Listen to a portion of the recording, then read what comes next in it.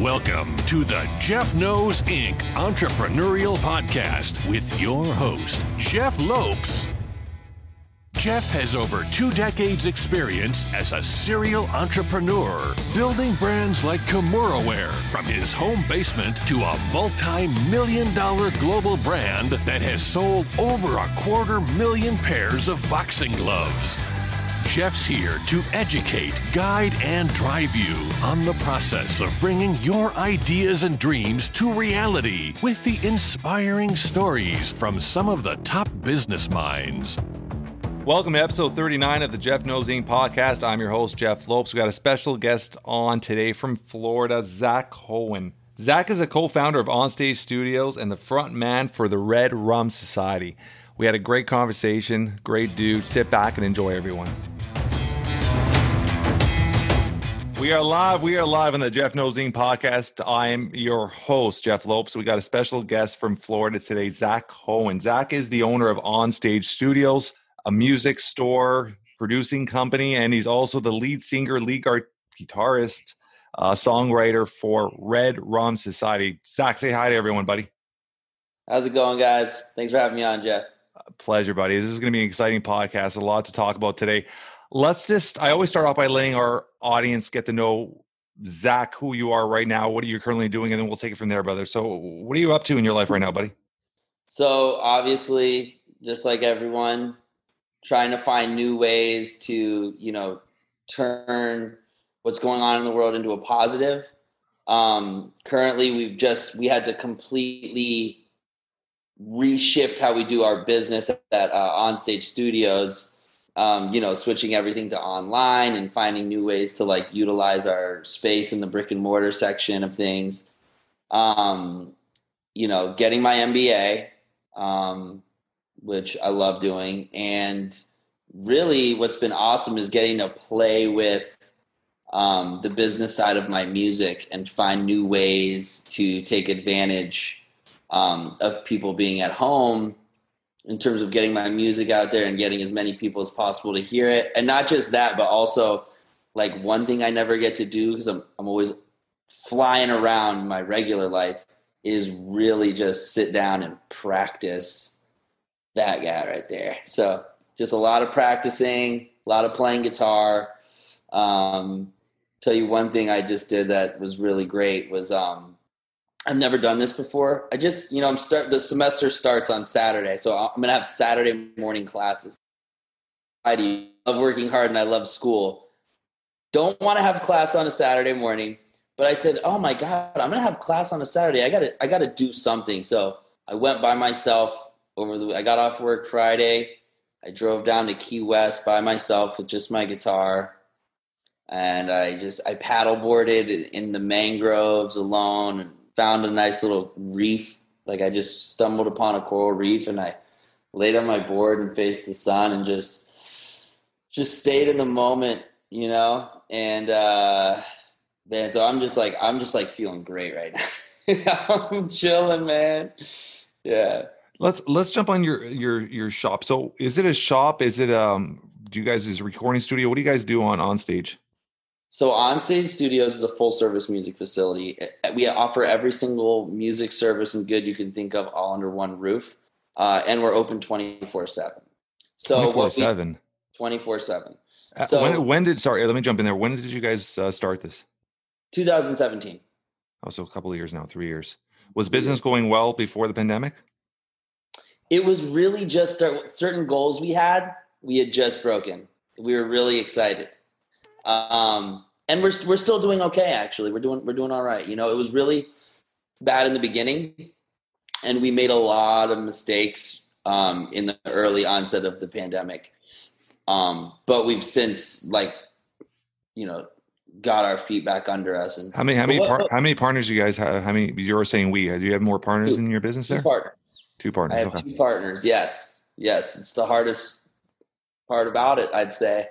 I always say that. Sorry, Zach. I always say that business is one of the hardest aspects of running a business is partnership. because there's always other stuff involved. It's not just the partners, it's their families, their wives. There's always different angles. Who works harder, who doesn't work harder. So it's hard to find a mesh with a good partnership. I've tried it twice in other companies, and they've never really worked out.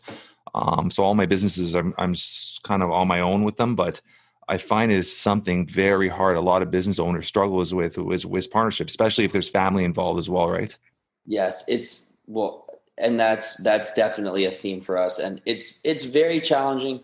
The good thing is that we respect each other and we care about each other. And actually, they were both my managers when I was in high school working at a music store.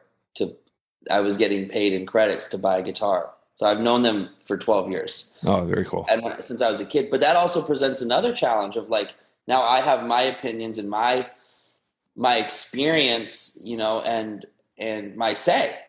And, they're used to being like, Zach, fetch me that. You know what I'm saying? So but that's, it's been 3 years. So we're kind of past that. But don't get me wrong. That was something that I really, you have to really focus much harder on taking the emotions out of business when you have partnerships, especially because we are friends and we've known each other for so long, and the dynamic of those relationships have changed so many times before we even started the business together. But I will tell you, so what OnStage does, it's a really cool concept. I want to explain it just quickly. Yeah, 100%. So you walk into the front of the store and it's retail, right? We sell like vintage and rare guitars. We were selling regular guitars, but within 6 months of us opening, a guitar center opened less than a mile away. So we had to switch to consignment, selling like rare guitars. On the side, we have lesson rooms and private rehearsal rooms, right? Very small, 2-person intimate setting for lessons, which is our cash cow. Then on the other side, we have rehearsal spaces for bands and drum lessons. Behind that, so it's like very like kid-friendly, family-oriented in the front. Yeah. Walk past that, there's another door, a wall. It's like separated, but it's all under one roof. Is a recording studio and a live stage venue. Oh, wow. With a big stage and, of course, a disco ball. So... And it's really cool because we get to do how many square feet do you guys have there? It's a big facility, huh? Yeah. Oh, wow. Okay. Mm-hmm. We just really packed everything in and we utilize every inch. Which is a very important part of business, right? A lot of people have these massive spaces and they don't utilize them, and you don't realize every inch open there not being utilized is a waste of money. I'm going to go back quickly because this is an entrepreneurial podcast. I do want to get to know you and get to know your life and all that. But one thing you said, which I always like take little key points when people talk, is you guys had a guitar store less than a mile open up. And as a business owner, you quickly realized you had to re-navigate your business to survive. And I love that aspect because a lot of people don't do that. They go, you know what, we're going to go head-to-head competition with them. And I'm a strong believer is you have to always be growing and modifying your business to adjust to your clientele and adjust to who's around you, and just to what the needs are in the market. So I love what you guys do with that. So congrats on that aspect, right? Thank you. Yeah, it's and like in this situation, you'd have to be really crazy to think you could go toe to toe with Guitar Center. But there's been a lot of other times where it's like, we were forced, and we have other competitors where it's like, you see the times change so many times and you have to adapt to things. I think one of the most important things as a business owner running a business is how well can you pivot? 100%. 100%. Because things are gonna happen. You don't plan for it. And like you said, with spacing it out and utilizing space, we put so much time and energy and focus into pre-planning, and we'd all three, one of the few things we could all agree on is we would totally change it, because now that we're running and we're 3 years down the line, we realize we could have done a much better job. Yeah, you're always constantly learning, constantly growing. That's just part of business, right? But that's why it's so great to be a young entrepreneur. How old are you right now, Zach? 29. You're a baby still. You're not married, are you? No. So let's jump into your band. First off, I love your name, Red Rum Society. Where'd you get that name from? How did that pop up? So basically, the band started when we were in high school, and we would always, if you know anything about kids in a band name changes every day. Now we're this, now we're that. Oh yeah, let's get our tattoos, and then we change it. But we had all argued. We all come from completely different backgrounds, and you want to talk about business partnerships? Try getting in a band. That'll teach you everything you need to know about business partnership. But we'd always fight over the band name. We could never settle on anything. But before our first show, we had to get a band name. And we're like, we're going to pick a band name. And we're going to stick to it. And the last two movies I came up with the band name. And as soon as I said it, I hated it. But the last two, I just said, the way the Grateful Dead got their name was they opened up a dictionary twice. Grateful Dead. So I said, okay, what are the last two movies I saw? The Shining, which has, Red Rum, and The Dead Poets Society were the last two movies I saw. And so I just was like, Red Rum Society. And everyone was like, that's it. And I was like, I don't like it. but that was at the time. I just thought it was a little too like hardcore, and people would get the wrong idea. But honestly, the meaning of Red Rum Society it came from something random. But Red Rum Society is about surviving, and just getting really, walking through the mud and the briar patch and going through all sorts of hellfire and brimstone to, come out, where we are now, which is in a really good place, that I never. Let's dive into, we were talking before we went on air here today, the music industry, the struggles, the good, the bads, like where's the last 5-10 years been with you in the music industry? So if you go back 10 years, right, which would be 19, just finishing high. Yeah, I just got out of high school. Yeah, so I graduated high school 2009. We started in high school. In 2010, I moved to California. And the plan was that I would go out and everyone would follow. So it was me, Esperanza Wilcox, Estrus Raymond, Dylan Lerner at the time. Dylan, unfortunately, so I got out there. Dylan was a year younger than the rest of us. Dylan unfortunately passed away. Oh. And then Estrus got arrested and served 8 years in prison. He just got out recently. And then it was me and Esperanza, we call him Espo. He was living in Florida, and me and him were doing it. He was vocals, I was guitar. We were writing the songs together, and I was kind of driving it on the business side and pushing us forward because, I was in LA where it was all happening. And then Espo had to leave the band. Just everything around him externally was very thick, very hot and crazy. And, at the time he just wasn't equipped, which is totally understandable for a kid, Having said that, I was kind of left at that point in 2010, 2011, very without a direction. I wouldn't even call it a fork in the road. It was just kind of like, now it's just me. What do I do? How do I restart the band? I wanted to keep Red Rum Society going. I had the spirit of Dylan with me and Estrus, and it's just like, it meant so much to me that I wanted to see Red Rum Society, big letters across the sky. So I didn't want to give it up. So I ended up getting motivation from, mine and Adam's. How me and him are connected is through Dion, Rock and Roll Hall of Famer. And I called Dion and I said, man, I wrote this song. I can't find anyone to sing it that's going to bring true to Red Rum. And he told me to sing it. I wasn't a singer, but I worked really, really hard. And I sang it. And 2 weeks later, it got on the radio. And so the band started doing really well, but I wasn't ready for any of that, like mentally, and I wasn't mature enough. And I didn't have any kind of business knowledge. I was really just a musician. So what happened with that lack of knowledge and just not being prepared, the moment was too big for me. And it wasn't like things got to my head. I just was so overwhelmed that I couldn't quiet the noise and like focus and drive it. And then I got, really out of control with drug abuse and alcoholism, which I don't regret because I had an awesome time, but it definitely ruined my career for a bit. And I'm trying to make this part quick so we could really get into it. But basically, I crashed and burned.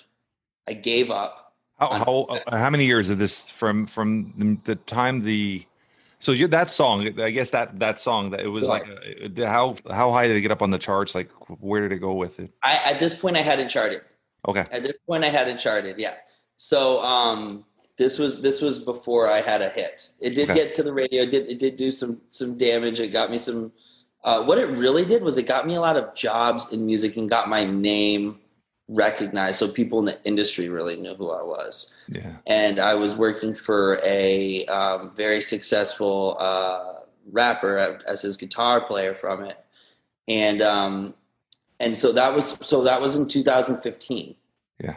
And then I wouldn't release another song until 2018, and I had all these songs written, which is really bad. You don't ever want to do that. But I went into hiding. I gave up. I gave up on everything. I gave up on in any way, shape, or form. And then after I got sober, so I'm 4 years sober now. So after I got sober in 2016, in that summer, I was very scared to even pick up a guitar or anything, but I did. And I started writing songs, and I said, if I'm going to come back and do this, I'm going to be in control. As much I can, I'm going to control everything that I can control this time. I'm not going to let things slide by. Yeah. I'm going to do it right. And so by doing that, I was able to start getting a grip on things. And what's funny is that I became a better musician, all these things. But I would say that what really helped me was getting my MBA. So, and I'm almost done. Like we talked about, I have partners. Yeah. And it was really a cool thing for me to say, okay, because I was a history major as an undergrad. I love history. And you know what? I use it all the time. I use that degree all the time. But I didn't know anything about business, and here I am as a business owner, and then here I am as running this band. And let me tell you something. RedRumSociety has taught me so much about being an entrepreneur. That is a real business right there. And so with partners, everything I learned in the MBA, I can't dunk. But so when I try to bring that into OnStage studios with my partners, it's very diluted, right? I have to go through the bureaucracy. But with RedRumSociety, I get to really play with it directly. Everything I learn in the MBA, I get to test on RedRumSociety and see what works and doesn't work for me, or what I'm doing right and wrong. Yeah. And so I became, at that point, once I realized that, much more focused on RedRumSociety than I did on OnStage Studios. And I let my partners do a lot more than I did before RedRumSociety started doing well. And all of a sudden, I started learning marketing and different things, managerial skills, all sorts of things. Negotiating, it was my venture creations class too, helped me a lot. And all of a sudden, I put out, Ego was the first one. And so coming into December of 2019, I had less than 1,000 streams on Spotify. I had never really done any damage in the music business. I really said, okay, with Ego, the song Ego, December 2019, I'm really going to put every single thing I learned into it. And I can talk more in depth in that if you'd like me to. I did it, and it made it to number 58 on the pop charts. It peaked at 58 and 24 on the Vortex. I know it's not necessarily jargon, but the pop Vortex, right? It's a different, they rate time, so it's much more real time on the Vortex than it is like the charts is more of like a long span, right? So like something like Dark Side of the Moon has a push in that from the 70s, you know what I'm saying? Whereas the pop Vortex is like hourly. Yeah. So I got to 24 on the Vortex. I always say I'm vortexing. When I'm on, I go, I'm vortexing. There's a lot of like weird juju voodoo stuff that I do when I'm releasing a song. But, and let me tell you, I think it works. But so basically, and every single song has gotten higher and higher, and I've grown the fan base more and more, and the engagement, and learning how to use social media. My followers went from 500 to 9,500. At one point, I was 10,000, but I lose about 100 followers every time I do a nipple news, which I think you've seen. We're going to talk about that after. That's on my list to talk to you about. Great. And so basically, so the things like, I would say blown up. I mean, there was an article that came out about me. I'm like, you know what? I think that counts as like kind of making it a little bit. They called me the new king of alternative rock, and I was like, oh my God, like this stuff is working. Like, you learn, you apply it, you work hard, you stay true to yourself, you be brave, and you don't give up, and you can do something. It's amazing how hard work and persistence gets you through, and a lot of people that don't make it through is just they don't have the drive. They don't have the drive. They want stuff to come to them. They don't understand how much hard work has got to come to anything you do, which is so valid.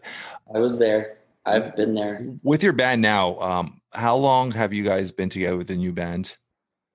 As a group, all you have 4 now in your band? Is all 4 of you? Right. So right now, currently in my live band, right, is me, Peter, Andrew, and Sean. So yeah, it would be 4 of us. But the thing is that like nobody's ever left the band to me. Like you're always in the band. You're always, it's a society. Even like my fans, like we call my supporters of the Red Rum Society, the Red Rum Bike Gang. But you're part of the society. It is. It's like I was very influenced in the way I structure it by the band Parliament Funkadelic, spearheaded by George Clinton. And George Clinton had all these musicians that it's interchangeable parts, and everyone brings their own thing. So on like different songs, like different bass players that have been like the bass player played on this song, but not this song chronologically, but then he played on this one. And different like combinations of different musicians, because it's just like different songs call for a different vibe. And honestly, a lot of times it's about availability. So right now though, this band that I have, we're in Florida, and they're just like a live band. Like they learn the songs, and we have parts that we've created together within the songs that have already been written.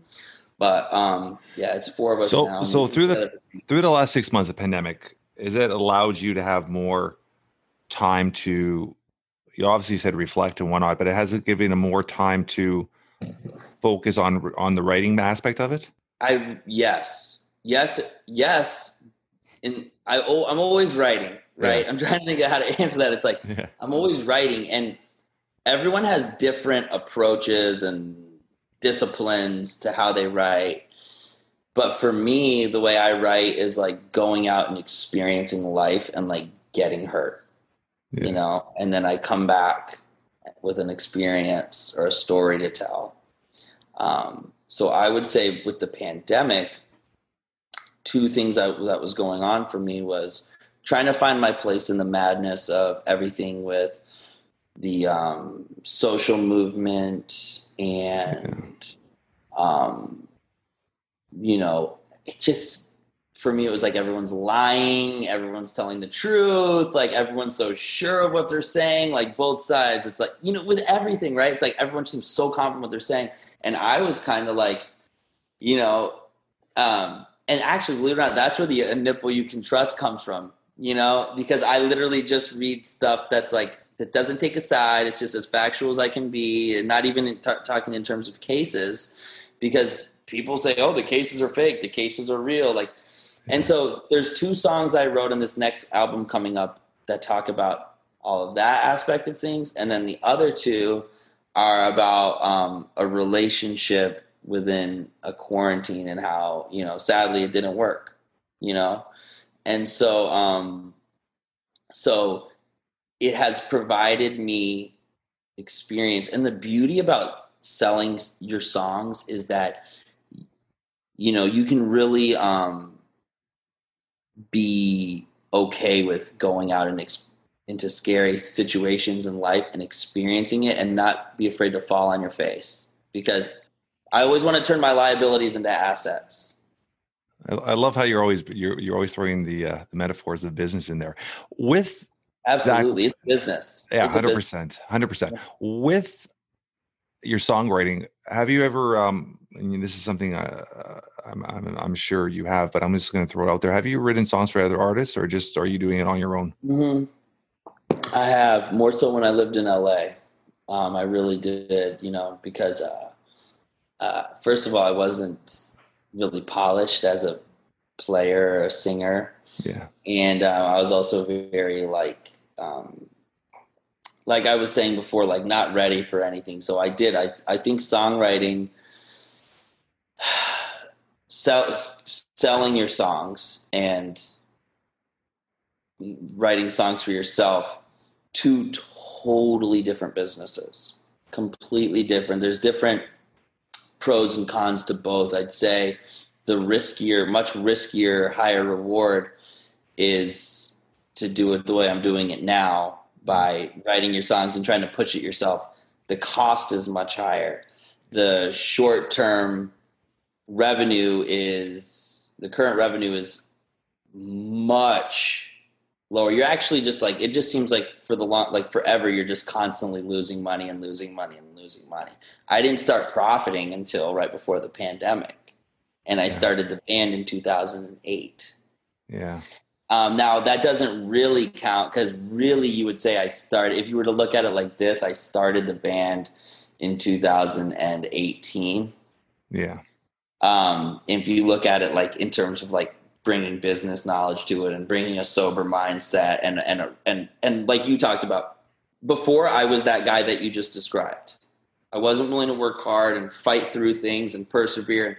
I was more of a check the box guy. Oh, well, I tried to do this, but it didn't work out, so now I can't. Like, instead of being like, all right, that didn't work out, how do I smash that obstacle and smash through that obstacle, And so that I would say 2018. And then if you look at selling your songs, I mean, but then all of a sudden you see a song that you sold and you thought, man, I can't believe look at that check. Like, I'm going to put that on the fridge. I can't believe how big that check is. And then you see how much money the other people are making off it, and you go, oh my God. And I wrote that song. That's my pain.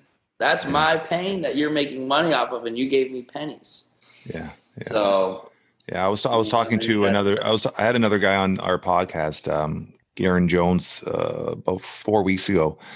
And we were talking about that. He had moved. It's very similar. He moved to LA. He was just songwriting, and he said it was such a struggle. Like he was seeing his songs on the top charts, and he was almost homeless. Like, he was just trying to get by because the checks were taking a long time to come in. It was just this constant struggle, constant battle, and it was 3 years of hell to him.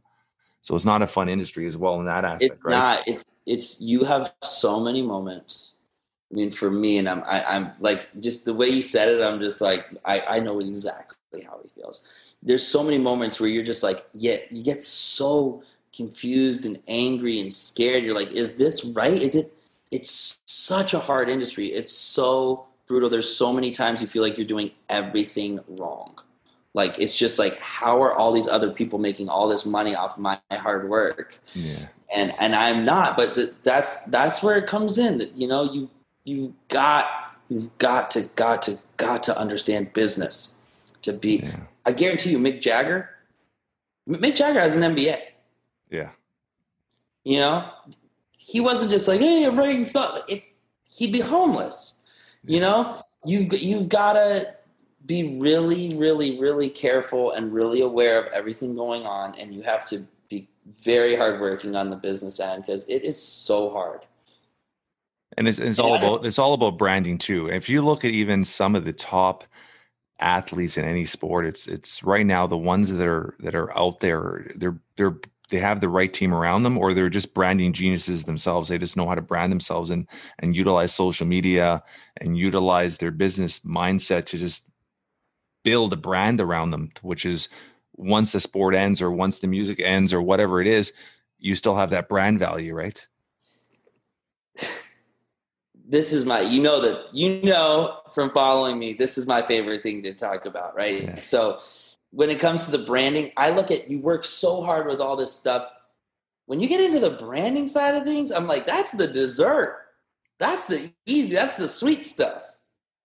You know what I'm saying? You got to eat your sweets. You got to enjoy them, and you got to have fun with it. Branding should be, I don't care how serious or whatever, you should have so much fun in your branding and take so much pride in it, because it is like I love it. I mean, you see me having the time of my life with it. I'm going to dive, as we're getting to this, let's dive into your news, quote unquote, cycle, nipple news. Listen, where did that start? How did it all begin? Let's start with that. Oh, dude. Okay. For our audience, I'm going to put a little link. We're going to have links at the end of on our show notes and everything to get a hold of Zach and follow his music and all that stuff. But I'm going to especially put a link to some of these clips, because you guys have to see these. Are awesome. So this is how Nipple News came about. The guy who shoots my music videos, he lives in Colombia. And me and him, he's Colombian. He barely speaks a lick of English. Bogota. I don't speak, he speaks okay English, not great. I'm the same with my Spanish. But when we first met in person for the first time to shoot these, it's we were just Adam Jablin calls us Scorsese and De Niro, And so we're the same guy, but we don't speak the same language. And so there's this struggle for communication that leads to a lot of great things. And this classic, we're going for the same goal, but we're one-upping each other for a common purpose. Always, I have an idea, he tries to make it better. And it's but it's not for us. And as you know, it's not better, it's crazier, because we're both crazy. And so when the pandemic happened, he had no work, and he reached out to me and he was like, Zach, I really need help. I'm not asking for money. I just want us to take your page. He's like, I see what you're doing. I know who you are, and you're not showing people how special you are in terms of your loco, papi. He goes, papi, so muy loco, And so he's like, you got to show them, because that's so important. You're missing it. And I was like, all right, let's do it. So I hired him, and he's just like, send me footage and we make it crazy. And we're always talking all day long. I send him some content and we make it crazier. So he's like, Zach, you need to read news updates about the coronavirus and be very serious in a suit and tie, and read things. So they see all this crazy stuff on your page, but then you have this one serious thing. And I was like, Poppy, we could do better. I was like, we should animate something. And he's like, your nipple. He came up with that idea? Yes. And then I said, nipple news. And, I read it, for those of you, it's so I wanted to do something to take the pressure off, the coronavirus. You just see all this stuff and all this fighting and blah, blah, blah. And I was like, I'm going to have people tune in. And everything I wanted to do, accomplish with Nipple News has been accomplished, in the sense of, what people tell me. They're like, I actually really like what you're saying, what your nipple is saying. And it's he does a little song, and he does a little playing guitar, a little singing, and it's I'm reading it like a teleprompter, fast. And the news aspect of it is, for people that are going to hear it for the first time, the news aspect of it is legit. It sounds like a edited news reel or a news little pod. So the visual is a totally different world. I spend the entire morning researching. I've got to bring a piece, and you've got to read it in under 40 seconds. So I do all this research to find the right thing. I mean, I'll take hours on a Thursday morning putting together this piece. that my nipple is going to read. That my mom sees, by the way. My mom follows me on Instagram. She sees Sexual Sundays. She sees the whole thing. Let's dive into that. Sexual Sundays. Where did that come about? Oh God. It's kind of another one of those things. So we wanted to have an idea and a theme for everything. So we have Sexual Sundays, Song Quote Monday, RedRumSociety goes full disco, Disco Tuesday, which is my personal favorite. Wednesday is the Vigilante. Thursday is Nipple News, and Friday is Milk Friday. And so the Sexual Sundays came with, the first post that Jose did for me was this like old picture of me, honestly drunk and naked and passed out in the Bahamas. One of my friends snapped a picture of me and we like edited it. And he was just pushing me so hard. We need to do something that just shows how fearless you are, And I was like, yeah. And I'm like, everyone's so... It's just the tension of things that we're getting more and more in this narrow little box. You know what I'm saying? 100%. And I'm like, I got it. Like, I just want to like, bust the box open. And it's like hot dogs. And it was the same thing. Like the guy that did the shoot for me, he's like, what are we doing? He's like, I'm like, what's the craziest stuff you got? He's like, I got smoke bombs. I got disco balls. He's like, I got feathers. I'm like, great. I'm like, I need some hot dogs and some bacon cheeseburgers. Like he picked up like $50 like hot dogs. And he asked me, he's like, why he's like, this is just a photo shoot. He's like, why did you have to add the bacon? And I'm like, you don't know a thing about business, Eddie.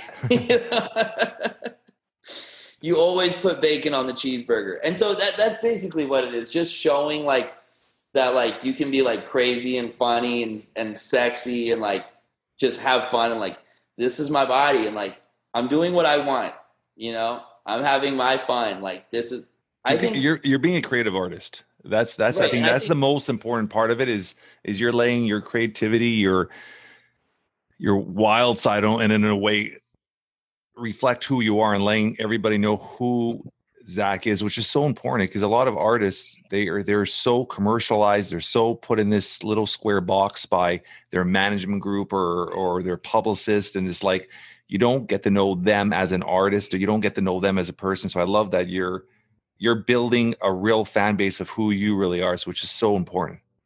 You hit the nail completely on the head on that. And that's like the thing, right? So they're so driven by the same people. It's become so homogenized that nobody stands out. And so people think that I do the Sexual Sundays and the Milk Fridays for shock value, but it's really to say, no. Nothing says more about RedRumSociety and Zach than those two things. That's what it's about. And I get to be unique and stand out because if you look at these other bands on Instagram, it's like you can't tell the difference between them. And if you look, anybody who has Instagram gets the sponsored ads by bands. And it's like, you've never heard of the band. It's just a picture of all of them. And like one guy's like, and then the drummer's like got his sticks above his head. And it's like, our new albums just came out on Spotify. And it's like, who the hell cares? I don't know who you are. Why am I going to check you out? Why am I going to stop what I'm doing? So for me, I say, okay, get their attention for something that has nothing to do with music, but it hits their points of who they are and what they like about my character that has nothing to do with music. Because if you look at the posts, they have nothing. Yeah, I was about to say that. To do with music. But I have had so many people message me, and I'm not even promoting anything right now. I have an album I'm about to start promoting next week. I just sent it in to be registered to get my UPC codes. And you'll see how I promote my albums. I do it in a very unique way. But I have so many people that say, I just started doing things because I saw the hot dogs or the disco ball or the Nipple News. They're like, your music's really good, man. And I'm like, it's done his job. That is so cool. I'm like, whether they like my music or not, I don't care. The fact that they went and checked it out. It's so hard to get people to check out your music. And with anything you do on anything you promote on social media, it's actually really hard to get people to say, I'm going to take 3 minutes and 45 seconds out of my time to listen or view whatever it is you're doing. I'm running a podcast. I'm trying to get people to listen to 45 minutes to an hour of it, right? It's a different world altogether. Imagine. Yeah. I had a gentleman on. He's going to be on in 3 weeks. Evan Carmichael's got a massive following, and I saw one of his posts a couple of days ago, and it just touched me. As he was talking about when he started off. Now he's got a massive following. When he started off doing his social media, and he says I was getting like 10 people listening, 5 people listening, and one of those individuals he had listening on was a young lady. He's more inspirational person, right? And this young lady that he interviewed just recently, and she was battling cancer, and she heard his message, and that kind of gave her inspiration, and she took it and she started fighting it. And all these years later, she's come back and she reached out to him and said, listen, I listened to this post and I want to let you know you changed my life. And so he did a post with her, and he was explaining, when you're doing social media or you're trying to get out, it's not the amount of likes or the amount of followings. If you could touch one person or get one more person to believe in what you're trying to do, you've done your job, which I found so amazing, because a lot of people just focus on the numbers, focus on the stuff. It's about getting into people, getting people to understand who you are and getting that following. And if you could touch one person or bring one person on your side each time, you've done your job, which is, I thought it was amazing how he worded it. Dude, Jeff, I love everything you just said. That's totally what it's all about. It's so true. People get so focused on the numbers and algorithms and like all this stuff that it's like our algorithms important and knowing how to utilize them. Like, yes, because it gets you out to a higher volume of people, but what are you getting out to a higher? Are you connecting? This is about, if you're promoting something and you're creating a brand, it's about understanding and being understood, and like having this and it goes like with the song, like a song I make, right? It's the same with branding, because I want people to listen to it and be like, RedRumSociety gets me. And ladies and gentlemen, I do. I get you. I know. I get it. And like, I'm here with you, baby. I'm right here. And that's really that's the most important thing, in getting one person to say, oh, I found out in the big world of social media and ether webs and whatever the heck you want to call it, that I found something all the way on the other side of the planet that I fully get, and it helped me. It helped me with something in some crazy way. That's the special thing. That connection. It's awesome, and it really is. That's way more powerful than any algorithm or 1,000 followers that just like, oh yeah, whatever, Yeah. So much more important. That 100%. Long-term built relationship that can grow. 100%. And that's one thing I'm loving with this podcast is meeting people like you, meeting people like Adam. It's that connection I'm getting as an entrepreneur, because there's you the followers, the likes, all that stuff like that. But just with this podcast, it's meeting like-minded individuals or young entrepreneurs like yourself that I'm learning off. Like I'm be honest, I'm going to be straight up with you. I'm shocked how smart you are business-wise, the way you talk, the way everything about you. Like I thought we were going to interview more of a musician today, and I'm finding you a very smart business person. So individual. So I love it. I love everything you're doing. Let's talk about, before we went on air, we talked about a little bit about your family past, your dad. Let's talk about your dad being a doctor, turned into an entrepreneur. Let's talk about this all. I love my dad so much. He's my best friend at this point. We used to have a really, really, really rough relationship because I wanted him to buy me cocaine. And sorry, am I allowed to say that? Does that get edited out? I was a drug addict. Yeah. I was a drug addict. I wanted him to support my drug habits. He would not. And he just wanted me to stop being a liar and a manipulator and a thief, and I would not. So we didn't get along for a while. But once I realized that all of our problems were my fault, I got so really close. And I've learned so much from him about business and business ethics and navigating the partnership and not giving up and how to rise above the heartbreaks of business, because people say, oh, take the emotion out of business. And it's true. You have to. But guess what? It's always there. There's going to be times. 100%. There's going to be times where you get your heart broken. Yeah, 100%. Right. So he's taught me about all of that and so many stories. So my dad, his father, I have to start with his father quickly. His 100%. father was a stand-up comedian. Oh, interesting. So my grandfather was a stand-up comedian, and he actually lived. My grandma died 2 weeks before I was born, and so me and my grandpa moved in with us like right before I was born, and so I grew up my first 9 years like this. Couldn't get me away from my grandpa, and we'd walk around singing and making jokes and all the whole deal. And so my dad has that aspect of him. So like very able to entertain and connect with people and make people laugh and make people feel comfortable and relaxed. My dad did some stand-up.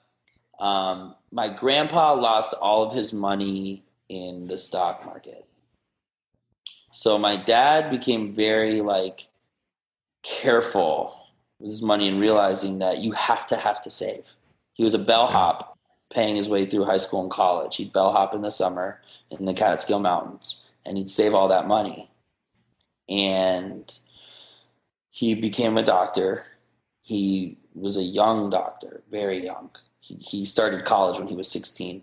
Went to Cornell Med, became a chief of staff as a gastroenterologist down in South Florida, medical chief of staff.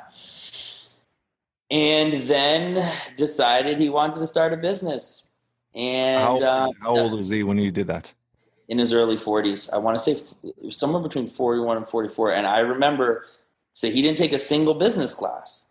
He was reading Business for Dummies. And my mom would be in the kitchen crying, saying, oh my God, he's reading Business for Dummies. Like, how could he do this? And then, but my dad has now built it into a giant company. It's one of the largest staffing companies in the world. It's the IT staffing company, Signature Consultants. They have like 30 offices all around the country. They had to survive because they started in like 97. So they had to survive 9/11. They had to survive 2008. They're surviving now. Like, it's like they didn't miss it. My dad was very out in front of it, actually being a doctor, and they all call him Doc. Yeah. So my dad's whole thing was, it's like he didn't know anything about business. So he built himself a team of guys who were all around him and that could keep each other honest. Like, I'm a history major. My dad's a lover of history. It's very much like the way the founding fathers of America were these like deeply flawed guys in their own individual ways, but they gave each other an outside reference to cross-check each other's personalities and perspectives and viewpoints, and with the common goal and a love and respect to almost like when you have that and you're working your tail off constantly and you're learning from your mistakes and being humble, like you almost can't fail unless something crazy happens, which we know can, but yeah, so he's built it up from just a bunch of amateurs running around with bows and arrows, throwing rocks and slingshots and stuff to a really big company, and it's been really cool to watch because he's still so excited because he still feels like he's just a doctor, all these years later, over 20 years later. Did he? So he completely stopped his practice at that point when the business started taking off? He was still walking around the office in scrubs. He was making rounds at the hospital, and then he'd come to the office and cut checks and catch up with everyone and see what's going on. Yeah. So when did he officially, was there a point when he officially stopped the being a doc, or he continued? Yeah. It was a couple years in. It was there's like those first 2 years. I mean, he was. Yeah, of course. My dad's a very hard worker, and I've always another big influence, like, so he's very big on business ethics and just like ethics in general, like just being, or you just like, you don't like, screw anybody over or anything like that. Like you always do the right thing.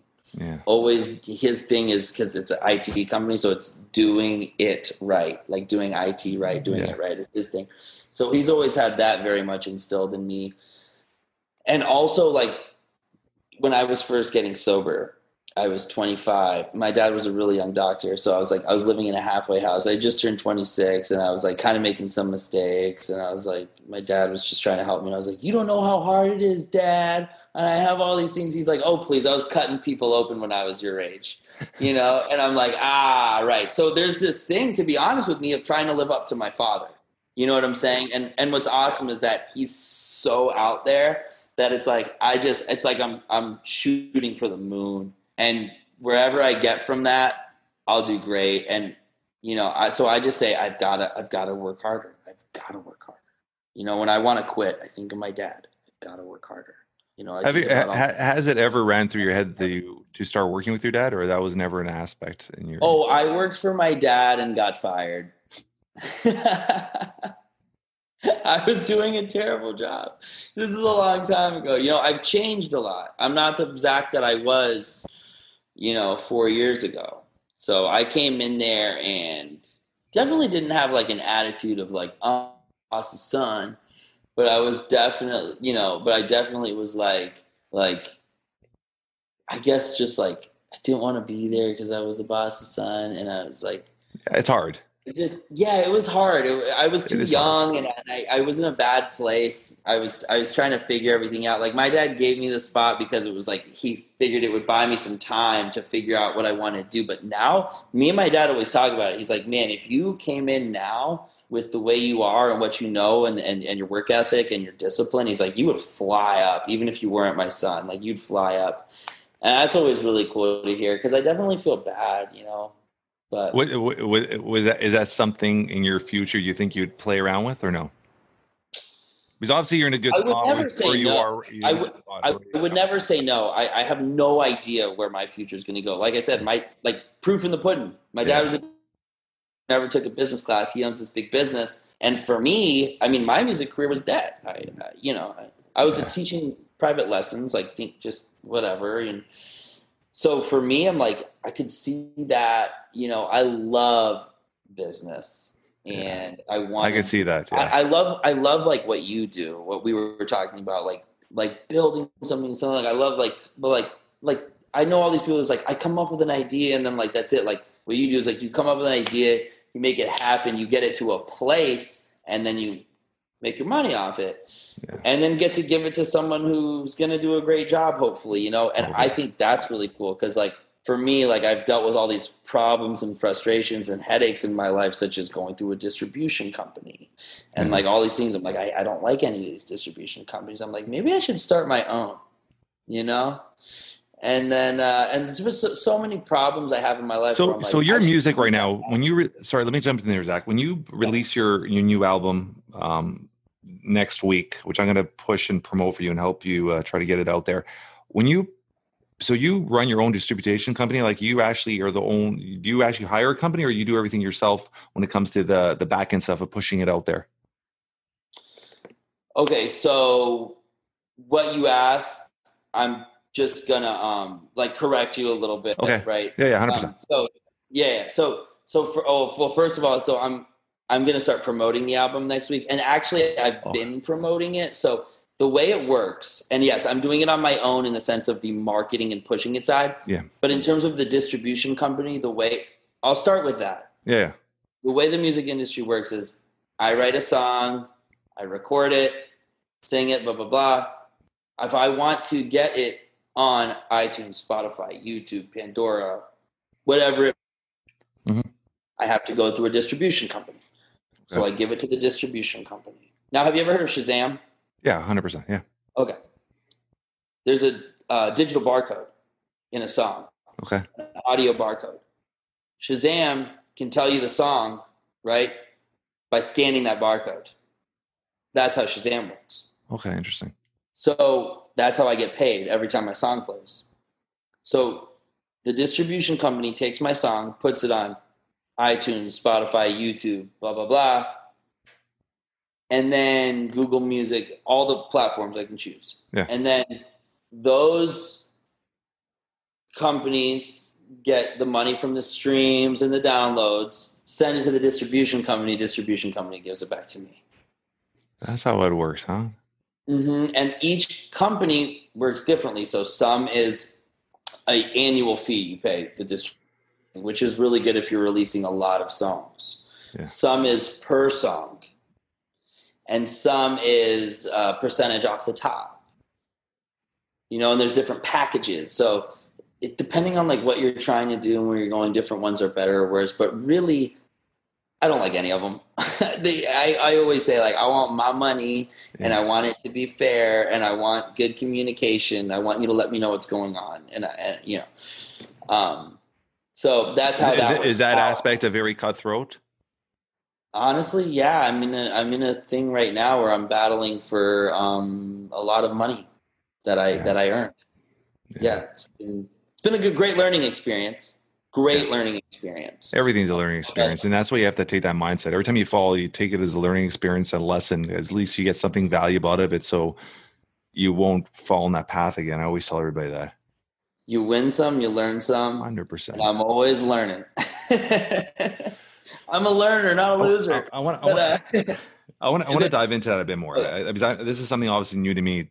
And then I'll tell you about pushing the album. But yeah. So these companies, okay, let's talk about Shazam. I wasn't even aware of that. So their company, because when you think of Shazam, when you said it to me, I think of it as an app on your phone. You play it and it tells you what song you play. So I wasn't even aware of the whole barcode aspect of it. So their main business is creating the barcodes that connect to all these apps and all these sites. Is that what you're saying? Yes. So, okay. And by the way, I just like to say, I'm so sorry for anybody that's listening to this. And I just ruined the magic of you thinking there was these little elves in the phone and they were like, what's that song? What's that song? What's that song? Ah, Zeppelin, Stairway to Heaven. And then, that's how I always imagined it. So when I released my first song I'm saying that because that was the exact same thing. I had no idea how it worked, right? I didn't understand that until the first time I released the song. And I was like, oh, that's no fun, But so I'm sorry, anybody. Anyways, yeah, so that's how it works. And like you do it, you get your code through these companies. Yeah. You see. So, and there's I'm assuming there's multiple companies out there that do this.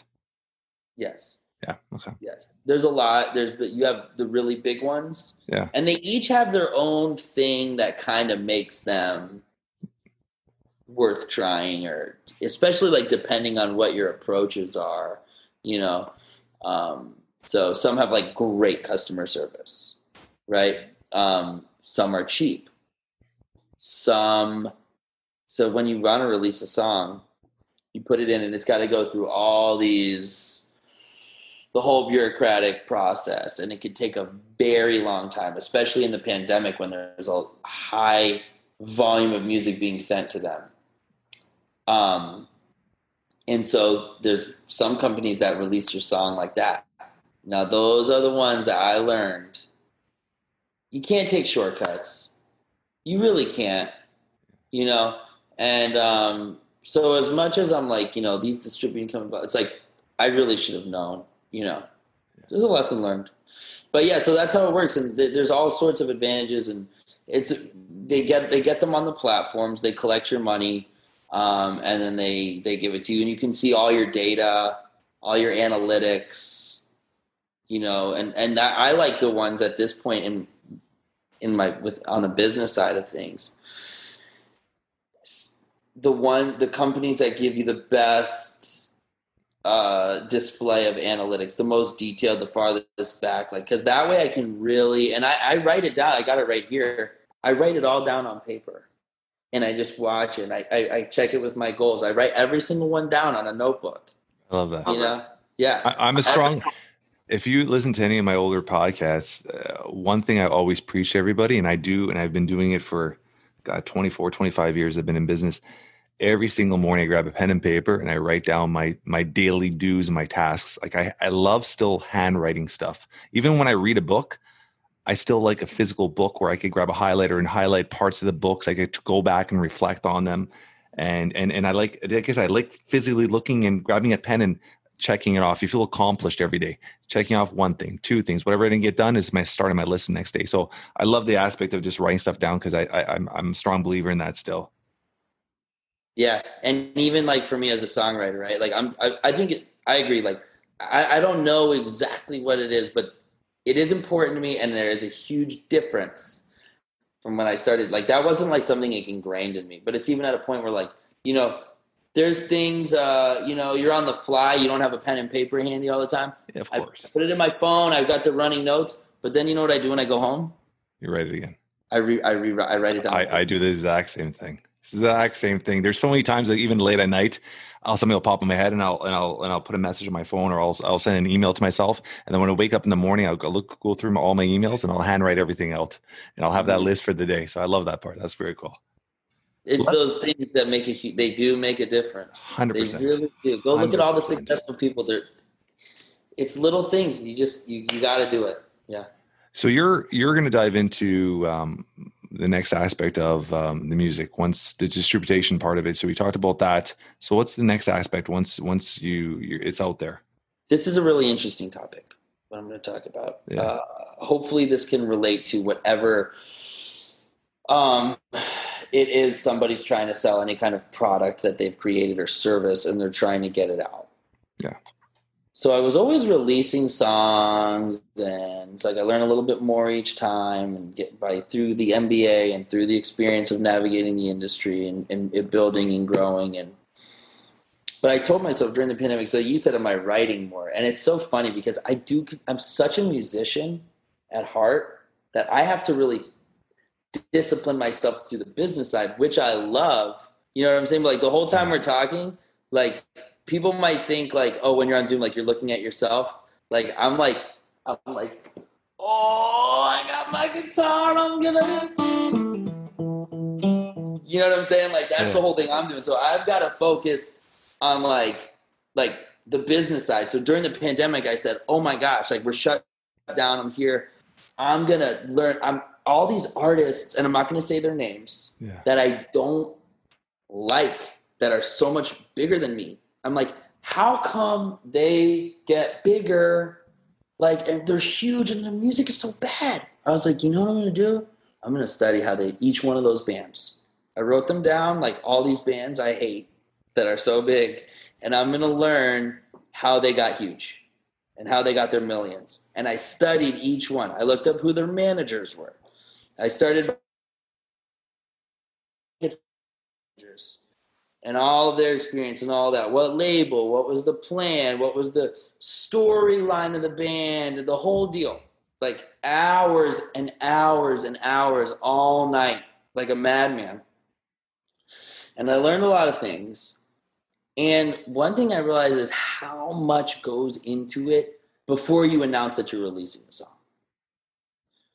So sending it out to every single blog. I learned how much the power of press works, printed press and digital press. It's a massive part of building a brand. And it's crazy as I'm actually going through that process right now. I'm learning that as well because I'm trying to build a personal brand now, which I've never done before. And the press aspect of it is such a big factor.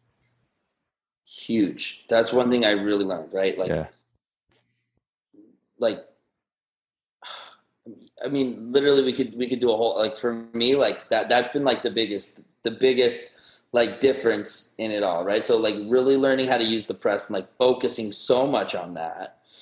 And then like, so sending it out to all these blog people and being like, hey, like I don't care if they have 5 followers. I really don't. Those 5 followers could be my biggest, most important 5 followers. So I say like, oh, hey, and they love it. Like a really small blog loves when like someone reaches out to them that's like they wouldn't expect to have reach out.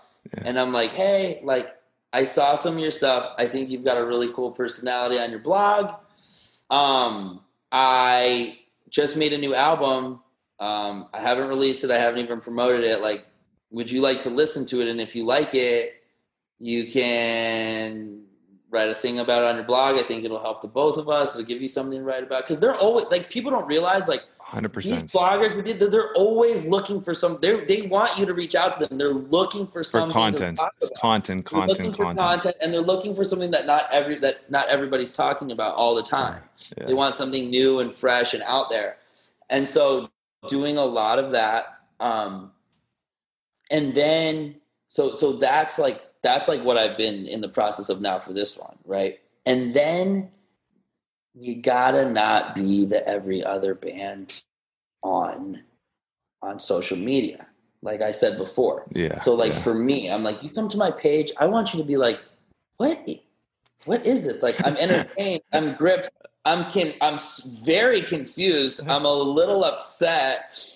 I'm slightly like attracted to this. Like, I don't know why I keep coming back. I don't know why I'm watching it. You're trying to figure out what's happening.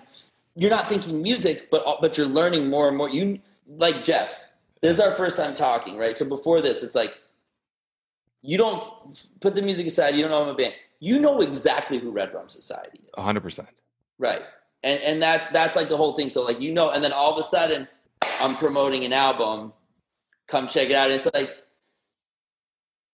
there's people that haven't heard my songs that I'm like, I'm going to release an album, and I already know they got to know what they're going to want to find out. What is this music? Like, I've been watching the page. Right. So that's like the whole thing. Right. And this, like, I get so like, I'm trying to slow myself down. I get so giddy, man. But, so doing the promotions, like on my last album, it was so here's the point.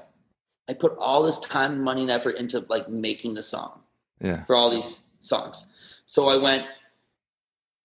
Ego hit 58 on the pop charts. Yeah. And I released Crumble, which went 15 on the alt charts. Yeah. Then How I Cope, which is a song that was released in May of 2019, re-sparked during the pandemic because before I released the album, so I wanted to test my marketing strategies on an old song I haven't released because I had already had a new album about to come out during the quarantine, and I wanted to test it on an old song. So I just started promoting a song I had released exactly a year before, and it went on the charts. Yeah. And then it went to like 41, I want to say, on the pop charts. Pop is like, I mean, I'll send you the screenshots. You're like, how is he up there with like, it's like Maroon 5 and Adele and Taylor Swift is everywhere. You know what I'm saying? You're just like, it's like, whoa. I'm like, I remember the first time I tried, I'm calling my little sister, Joelle, and I'm freaking out. I'm like, I'm all the way up. It's like dropping. I'm like, Joe, I just dropped 12 spots. She's like, it's okay. You're still one above Adele. And I'm like, what? You know? So I wanted to test it. It got really high. Then I released this acoustic album. All it is, I spent $0 making it. I almost felt bad that people were going to spend money on it because I spent $0 making it. And but sometimes those are the most special ones, right?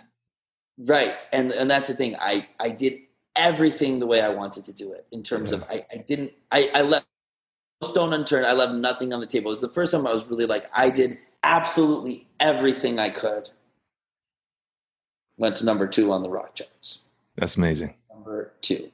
And I was on the phone with Adam the whole time. It was at 5. I was like, there's no way it goes to 5.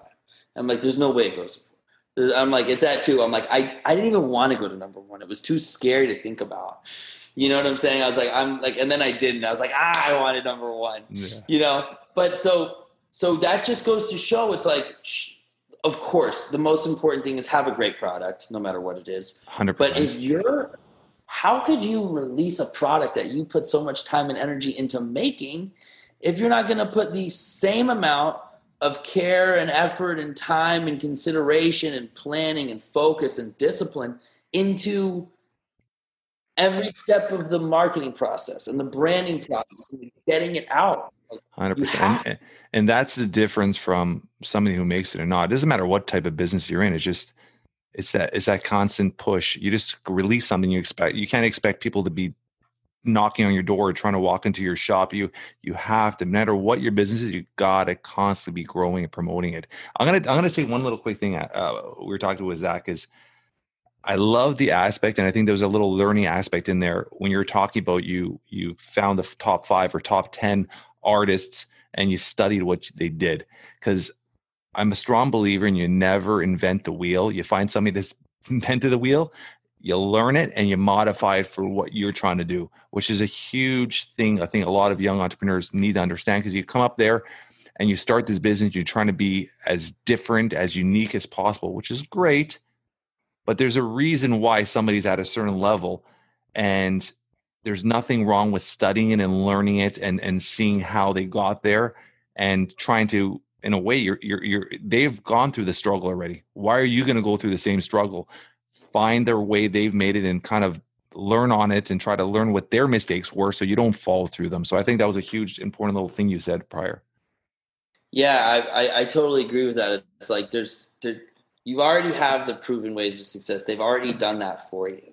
100%. So you've got a format, you've got a formula, you don't try to reinvent algebra. You know what I'm saying? You don't try to rewrite a different type of, point slope formula.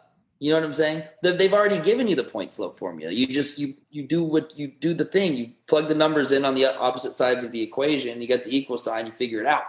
It's the same thing. And then you bring your own personal experience, your personal flair, your personality into it, doing exactly what they do, and it'll come out different, And it's like if I give you a recipe for cookies that you love the taste of those cookies, it's like, just do the recipe for the cookies, It's going to taste great.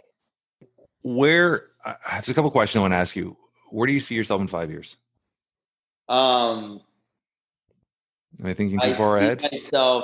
In 5 years, I see myself fully focused in RedRumSociety. I think I'll have other ventures, but I'm sure you'll be backstage. I'll have a rider, Taco Bell, Red Bulls, endless amount of Taco Bell and Red Bulls. But really pushing, I would really like to see RedRumSociety become an absolute household name. You know what I'm saying? I would really, really, really love to see RedRumSociety become a brand where people are wearing. I was going to say that. And the shirts are like anything with the Red Rum logo on it, or anything literally physically branded. RedRumSociety is something that's like, oh, you wear Red Rums? Oh, you're cool. I know who you are. I know something about you because of that. So I would really love to see that. I really would love the touring to come back, so I could go on tour, because I would be doing that like right now. You had that. You had that all planned already, yeah? And yeah, we were like ready to. We were locked and loaded. So, But hey, you know what? Like we said in the very beginning, you got to be built to adapt. 100%. And I didn't ever want to be settled in one thing where it's like, oh, like I'm strictly a live show band, or I'm strictly a social media band, or like I need this one thing if I'm gonna be like, you know what I'm saying? So fortunately for myself, I didn't get caught up in that pitfall that so many artists do. Artists just fell off the face of the earth during this, and then some came up huge, and I'm kind of sort of in the middle. Any type of artist that does some type of tour. I mean, you're hearing a lot with. I was talking to a gentleman the other day, a stand-up comedian. I'm like, you're hearing a lot with the stand-up comedy sector, musicians, anybody that's out there. It's just if you don't learn to adapt right now, you're going to fall. It's almost like the dead road right now. You have to keep adapting and hope that society will get back to some form of normality, if you want to call it, in the next 12 to 24 months, right? And it's not going to change overnight. Let's just be honest with that, right? So it's just what's going to be the new norm, and how you're going to adapt and keep growing in the same process with it, right? Yeah, if you care about what you're doing, if you care about your product, if you care about what you have to offer, it's like you don't just go, I mean, what am I to do? It's like people are out there right now making the most out of it. They're getting richer off it. Like, let's go. 100%. We're like, you got to think about it right now. It's like, if you were an artist 20 years ago, you'd be screwed right now. Because how would you get your music out there? How would you get, like, it's just, even though we're going through a pandemic, it's still like, he's still with social media, with the internet, with websites, with blogs, with podcasts. There's so many outlets to get still out there and people to recognize and hear you. So anybody that's not still moving forward is stuck in behind times, I would say, right?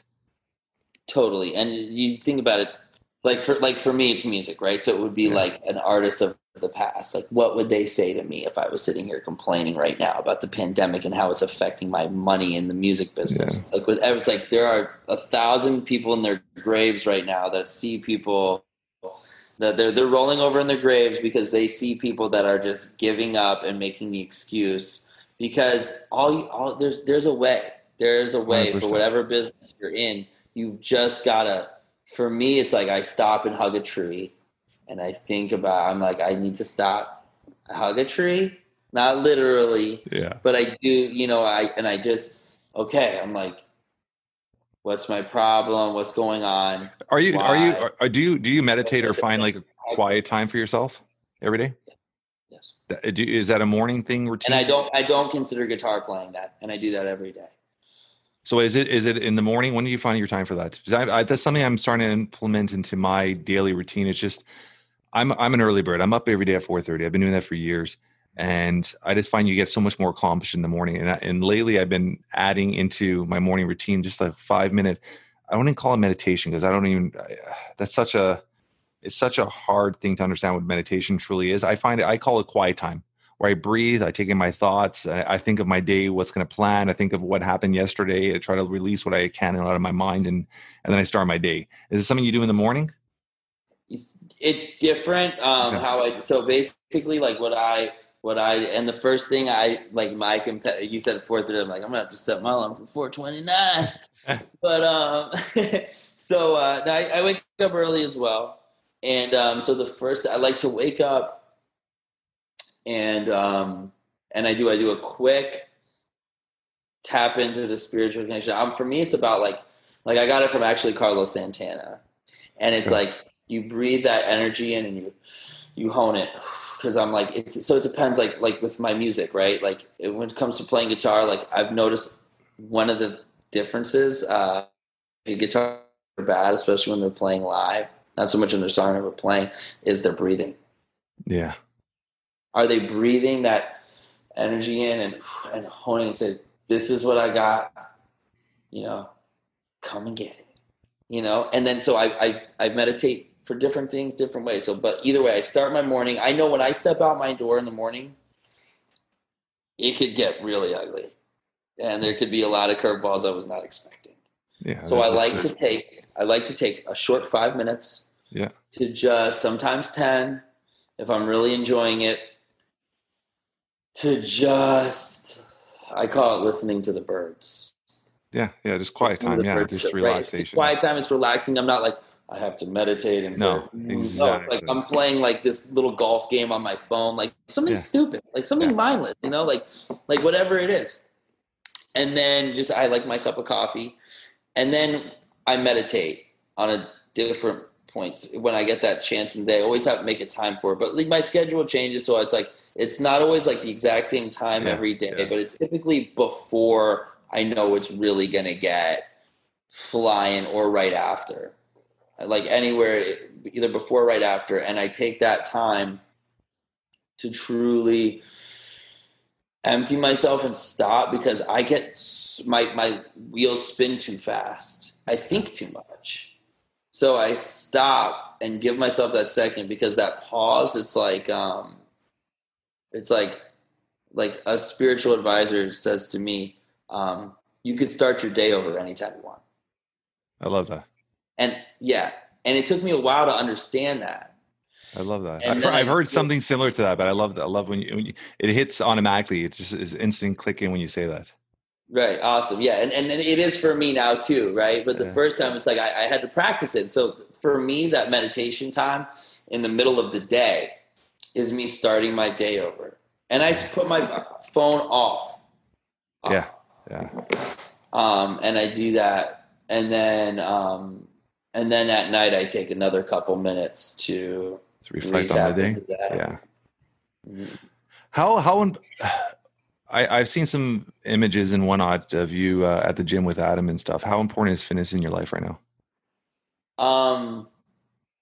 Well, it's really important to let Adam know that I'm stronger than him and stay stronger than him. So in that sense, I would say it's vital to my happiness.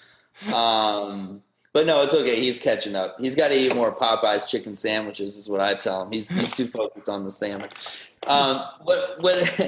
What it is for me is it is super important. It's like me and Adam were actually talking about it last night. It's like, it's not about me like getting bigger or stronger. Like I literally don't care about that. Like I remember one time I was 190 pounds all fat and had 290 cholesterol. I went to the doctor and I had a belly like, and I went to the doctor and he said, you know, you have cholesterol through the roof. Like I'm like, how? And he's like, you're obese. I'm like, what? You need to get your ass checked, man. I'm like, I'm dangerous, you know, because I just didn't see it. It's just how I am, right? But I love moving and pushing and breaking the body down. It's like, it's so good for my mind. I just try, like what Adam says is, you have to control it and not let it control you when it comes to fitness. Because like I'll get carried away. Like during the quarantine, it's like I run sprints. I run sprints up and down this main road here. You know, people see me sprinting up and down like a madman. You know, I don't know how to casually sprint. I'm like, And it's actually there's proven studies behind sprinting, how it helps your test levels coming up, which is awesome.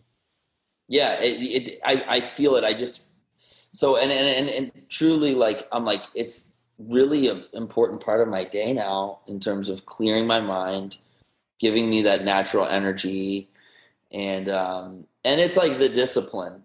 You know? Yeah, but I like what you said prior is the movement. I mean, nobody has to hit fitness and stick it in a box and say, okay, I gotta lift this many weights today. It could be sprinting, like you said. It could be just going for a nice power walk. It could be, I'm at work and I got a huge flight of stairs and I know I'm not going to work out that day. I'll run up and down the stairs 25 times just to feel like I've moved. I got my heart rate going. I feel like it just, you build up you're heating your body, you sweat a little, you just feel better. You feel like you need that sometimes just to release it, right? So the movement, when you said the word movement, I think that's so important. It's just moving your body. It makes me sharper. I would say it makes me 100%. Yeah. That's awesome. I'm going to ask you one last question for today. I don't even want this to stop, man. I'm having a good time with you, Jeff. We're gonna have you back on. I want to actually, once your album is released, I want to get you back on here. Let's. I always ask everybody. I'll ask you a couple questions. If you had a superpower, what would it be and why?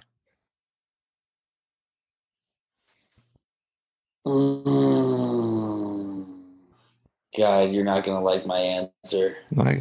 It's honest. The first thing that comes to my head is a bottomless pit of a stomach. So I could just constantly eat all day and do nothing. I just want to eat Popeyes. I love chicken sandwiches. Is this a commercial for Popeyes? I love Philly cheesesteak. I love deep dish pizzas. I like getting a cheeseburger and a hot dog.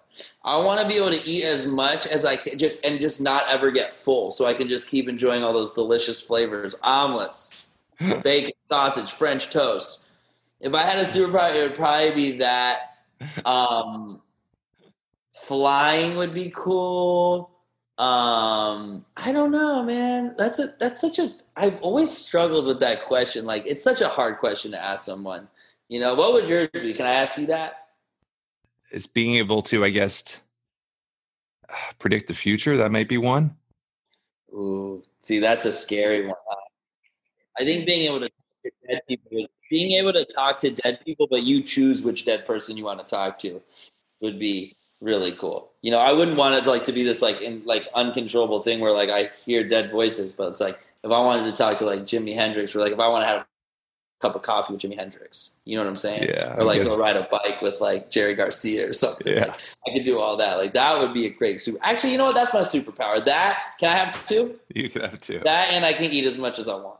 That's the eating one was the first time I heard that one, which I love. Let's. It can't be so fast, Jeff. If you were eating that much, you'd be sprinting a little more. Yeah, right. Talking about the death aspect, if you were gone, I always ask everybody this at the end of the podcast too.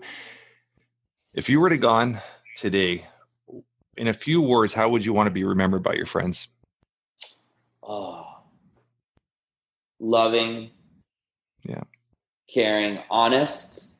Yeah. Someone who was true to himself, left nothing on the table, held nothing back. Hopefully refreshing, wild and crazy, and of course, naked. So I would say that, those would be important, but and just that I was a good friend. Yeah, that's cool. Talking about friends, I'm going to throw this out there. Do you have a tight little inner circle of individuals you're with, or you're more open to just building communities? Like, I know the society is a big community you're trying to build, but do you have a close little knit tight friendship with a couple individuals that you keep close to you? Yes, and I find it vital to literally every single aspect of my life. So it's like 100%. I love you said that. The like right up here for me. Yeah. Because like having friends that we understand each other and we're like constantly growing together, and like it's like you get this kind of like gauge kind of too of how you're doing, and people grow, and you can see the growth in others more than you can see in yourself. But like the most important thing is like having friends that I'm like, I know you understand me. Yeah. And so if I tell you something, whether your advice or anything is good or bad, I know that you understand me. And understand where I'm coming from, and you truly understand where I want to go. And so to have multiple friends like that, not a ton, but multiple, and you can gauge those kind of different types of things where it's like, it's not plagiarism from one person, but it's taking all these different things and formulating my own, path from it, is so important. Like having, like knowing, like no matter what situation I'm going into is like really scary. Like sometimes I go into really scary situations, no matter what it may be. Like I know at the end of the day, like I have people that love me, that even if they can't do anything for me, like tangibly, I'm like, they can listen to you.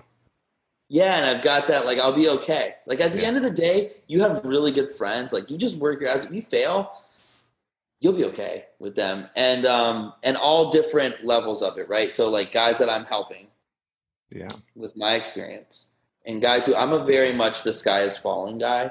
So every time something happens right away, like my first reaction is the sky's falling. This is the end of the world. Yeah. So to have people who have a ton of experience to calm the situation down, right? That it's like they've gotten through it and they've come out the other end. It makes me, whether they give me the right guidance or not, it makes me calm enough to think.